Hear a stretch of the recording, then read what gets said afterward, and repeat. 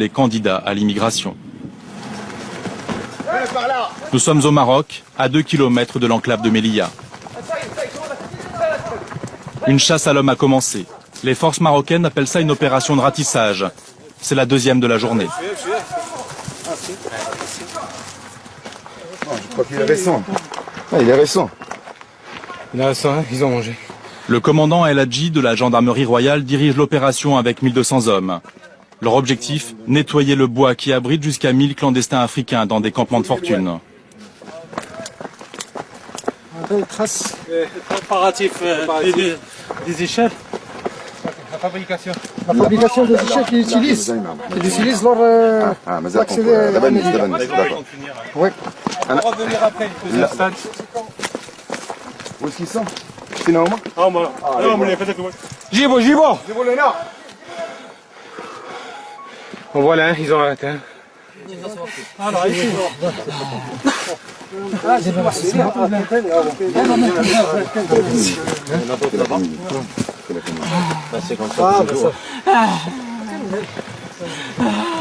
C'est les fatigués à cause de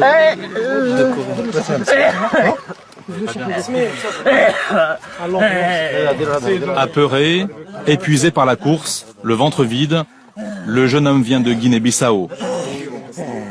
Il a 16 ans. Plus loin, un autre se fait malmener. La présence de la caméra dérange. Doucement là-bas, doucement. Jibo, Jibo. Vous voyez comme c'est pas facile, ils profitent du terrain. Nous avons un autre dispositif, un autre groupe qui arrive de l'autre côté du Talvec. Et en plus, nous avons un dispositif d'accueil, de recueil de l'autre côté de la montagne. C'est une battue, quoi. Stratégie de la battue. C'est ça. Une vingtaine d'autres subsahariens vient de tomber dans les filets marocains. Certains d'entre eux préparaient depuis des mois le passage de la barrière.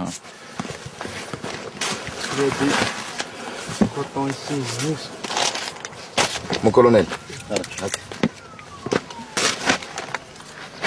Les cartes de téléphone. Là, ils ont des téléphones, ils communiquent tout le temps. L'échange de renseignements pour dévier l'attention du dispositif, ça c'est sûr. Lorsqu'on dit là, vous faites du travail, mais comme on le disait, ils vont sans doute revenir, ou essayer de revenir. Non, vous savez, il y a des réseaux qui les exploitent contre de l'argent. Donc automatiquement, même s'il a refoulé, il peut arriver jusqu'en Algérie ou au Mali, il a repris, il paye et le réseau le ramène. Ouais. Donc, Encore une arrestation. Un jeune homme s'est fait surprendre alors qu'il rentrait au campement. Tu es nouveau? Ça fait combien de temps que vous êtes? Sénégalais. Il est allé pour chercher du pain. Tu étais seul ou avec quelqu'un d'autre? Hein? Tu étais seul ou avec quelqu'un d'autre? On s'est quitté à Sénégal, arrivé en Algérie. En Algérie? À marche-pied. Oui. Marche-pied. Ici au Quitté Maroc? à Algérie, arrivé ici au Maroc. Maroc où? Oujda ou bien Oujda? Oui. Et d'Oujda, je suis Nador. directement ici.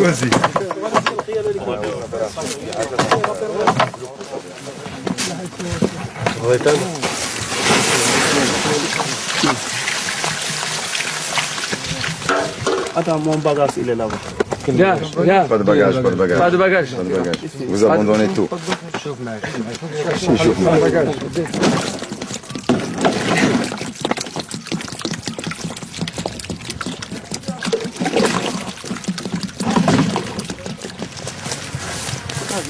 Maintenant, ils se regroupent vers le Talvegla pour prendre la barrière. Ils se regroupent pour organiser un assaut. Il y a un rassemblement là ce soir? Ils essayent de se rassembler. Ils communiquent et ils essayent de se rassembler, mais c'est pas évident. C'est un bouclier, et normalement le bouclier est fait pour se protéger. Là, on protège l'Europe. Réellement, une collaboration. Voilà, l'un des deux qui a pris la fuite. Viens. Oui, l'autre, attention. Le jeu du gendarme et du clandestin est terminé pour ce soir. Au fil des mois, le Maroc est devenu le policier de l'Europe. Le gouverneur de Nador, la région frontalière de Melilla, s'est déplacé pour faire passer un message. Cette chasse aux clandestins coûte très cher au Maroc. C'est un calcul minimum. Ça nous revient à 100 € par personne et par jour. Par personne interpellée donc. Par personne interpellée par jour. C'est l'équivalent de 6 écoles primaires dans le milieu rural. C'est aussi soit 12 dispensaires, soit 12 foyers féminins, soit 114 km de pistes pour désenclaver le monde rural. L'Europe a promis 40 millions d'euros. Est-ce que vous l'avez reçu cet argent? Moi, en ce qui concerne la ville de Nador, moi je n'ai rien vu venir. Je travaille toujours avec les moyens du budget général, du budget provincial et de l'aide accordée directement par le ministère de l'Intérieur. Dans l'ambulance, nous retrouvons l'adolescent attrapé 2 heures auparavant. Le jeune homme souffre de maux de ventre. Quel âge? 16 ans. 16 ans. 16 ans. On doit le transporter à l'hôpital. Et c'est quoi? Il y a aussi une composante psychique. Il n'a pas accepté qu'il soit capturé. Tragique, cette chasse à l'homme que les autorités marocaines nous ont autorisé à filmer tourne parfois au drame. Lors de précédents ratissages, il y a eu des témoins, des médecins espagnols venus discrètement au Maroc pour soigner des clandestins victimes de violences. Tout cela me bouleverse, parce que je l'ai vécu de près. Quand ils ont vidé le bois de Gourougou, au Maroc, on est parti les soigner dans la campagne, sous les arbres, à l'abri. Si on restait sur les chemins, si la police marocaine nous voyait, alors elle nous embarquait. Ils avaient des blessures incroyables. Certains s'étaient fait arracher les oreilles.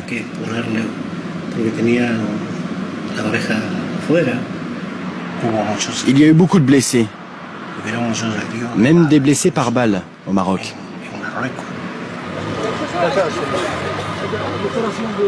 À 2 mètres des grillages espagnols, la course à l'Europe s'est interrompue ce jour-là pour 90 Africains. Barrière, ils vont monter à 6 mètres. Ça va vous arrêter, ça, ou pas? Même si vous avez monté jusqu'au ciel, on va rentrer. Parce qu'on est venu pour ça. Tous, ils ont fait la promesse de revenir. Les Marocains, eux, sont bien décidés à les en empêcher. Comment? Pour le savoir, nous descendons vers la frontière algérienne, à 200 km au sud de Melilla, aux abords de la ville d'Oujda. C'est ici, au pied de la montagne algérienne, que tous les clandestins arrêtés au Maroc sont rassemblés avant leur expulsion. Oujda, c'est aussi le principal point d'entrée des immigrés. Ils viennent des camps de fortune qu'ils ont installés à Mania, à 30 km de là, en Algérie. Avant, ils se cachaient. Désormais, ils marchent en plein jour. Des hommes, des femmes et des enfants en bas âge. Pas de carte en main, juste un fil conducteur. Cette ligne à haute tension, ils le savent, elle mène à Melilla. Beaucoup n'y arriveront pas. Les Marocains font tout pour les arrêter sur la route. Dans cette ruine où ils s'abritaient, un groupe de 43 Africains a été repéré par les forces auxiliaires marocaines. À 10 km seulement de la frontière algérienne. 2 heures de marche. Ce groupe sera conduit comme les autres dans un commissariat avant d'être expulsé. Le Maroc est chargé de les éloigner. Dans quelles conditions? Nous nous rendons dans une brigade de la gendarmerie à Touissit, au sud d'Oujda. Donc généralement on les refoule de l'emplacement où ils ont rentré. Refoulés vers Oujda, ça c'est la version officielle. La vérité est bien différente. Ces Nigériens et ces Maliens vont nous révéler les méthodes marocaines en matière d'expulsion.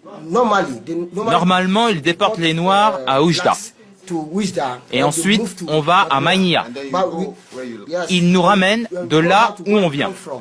Mais malheureusement, maintenant, ils nous transportent en bus, en plein désert. En plein désert. 5 personnes sont mortes. On ne connaît pas cet endroit-là.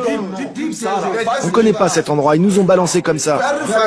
Ils disent qu'ils ont été refoulés, ils ont été pris. Ils ont été refoulés très très loin dans le Sahara, à 500 km d'ici. Dans le Sahara au sud marocain.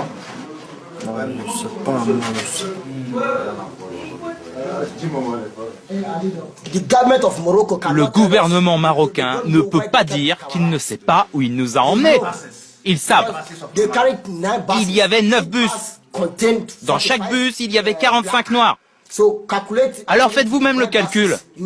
Voyez de combien de noirs je veux vous parler. Alors qu'ils nous disent qu'ils ne savent pas, ça c'est un mensonge. Les soldats algériens nous ont sauvés. Ils nous ont donné à manger, à boire, tout ce qu'il fallait.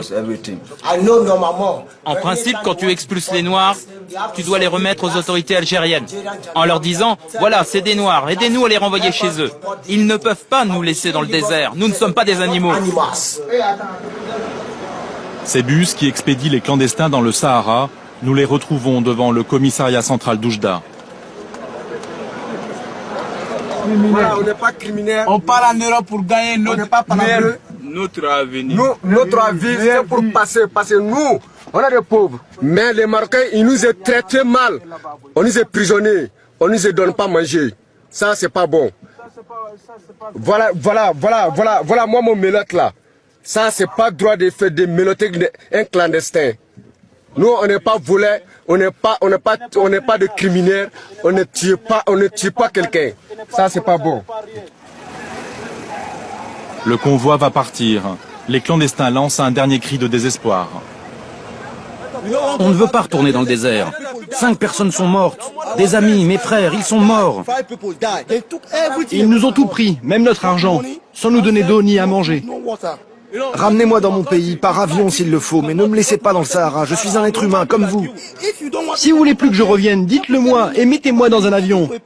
Si vous voulez me tuer, alors vaut mieux encore me tirer dessus, tuez-moi et ce sera réglé.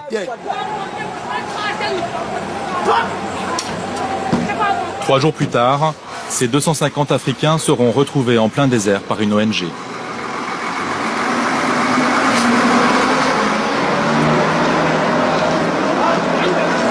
J'ai une